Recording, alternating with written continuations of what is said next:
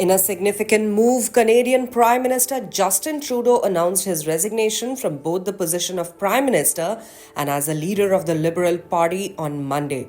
This decision comes in the face of mounting dissatisfaction with his leadership ahead of a critical caucus meeting scheduled for Wednesday, that's on the 8th of January. Trudeau has stated that he will remain in office until the party elects a new leader, ensuring a smooth transition for the party as it prepares for the upcoming parliamentary election. Addressing the nation at a press conference, Trudeau explained, "Canadians deserve a real choice in the next election, and it has become obvious to me with the internal battles that I cannot be the one to carry the Liberal standard into the election." Addressing the nation at a press conference, Trudeau explained, "Canadians deserve a real choice in the next election, and it has become obvious to me with the internal battles that I cannot be the one to carry the Liberal standard into the next election."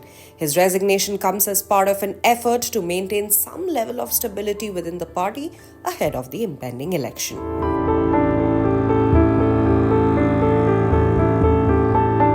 In his resignation announcement, Trudeau revealed that the Canadian Parliament would be prorogued until the 24th of March. This strategic move suspends parliamentary activities without formally dissolving the government, allowing for the continuation of current policies and temporarily avoiding a confidence vote. Trudeau defended his decision, stating, "I am a fighter. Every bone in my body has always told me to fight because I care deeply about Canadians.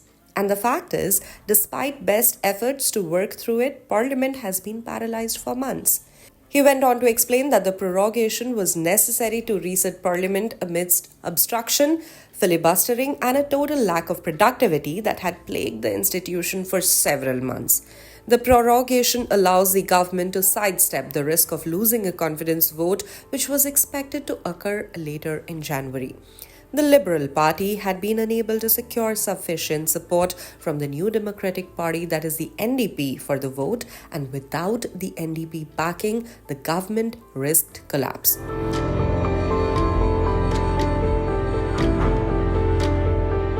Trudeau's resignation is a culmination of ongoing political instability within the Liberal Party. The Liberals had formed a minority government following the 2021 federal elections with the support of Jagmeet Singh's left-wing NDP. The NDP had agreed to back the Liberal government on key votes, including confidence motions and the budget, in exchange for the promise of advancing NDP policy priorities such as free dental care and pharmacare legislation. However, the relationship between the Liberals and the NDP has since deteriorated. In September 2024, the NDP withdrew its support from the government, with Singh accusing Trudeau of failing to challenge the opposition Conservative Party effectively. This withdrawal, coupled with Singh's outspoken ambitions to challenge Trudeau in the next election, has further destabilized the Liberal government. Adding to the turmoil, the Liberals have faced historically low approval ratings. An Ipsos survey conducted in October last year showed the Liberal Party at just 33%, trailing behind the Conservative Party, which held 45%. Trudeau's own approval rating fell sharply, dropping to an all-time low of 26%, down from 54% in February 2021. Trudeau's resignation follows a series of blows to his leadership. In December last year, his trusted Deputy and Finance Minister Chrystia Freeland resigned after reports that Trudeau no longer wanted her to serve in the post. Freeland's resignation, along with the departure of several other key ministers in the recent months, has compounded the growing perception of dysfunction within the Liberal government. In total, 8 ministers have resigned or left their posts in the past several months, signaling deep dissatisfaction with Trudeau's leadership.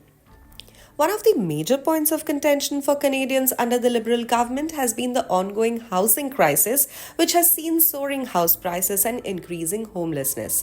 The government has also struggled to manage inflationary pressures, further alienating voters. Trudeau's handling of the housing crisis, as well as his failure to address rising political divisiveness, has become a focal point of criticism.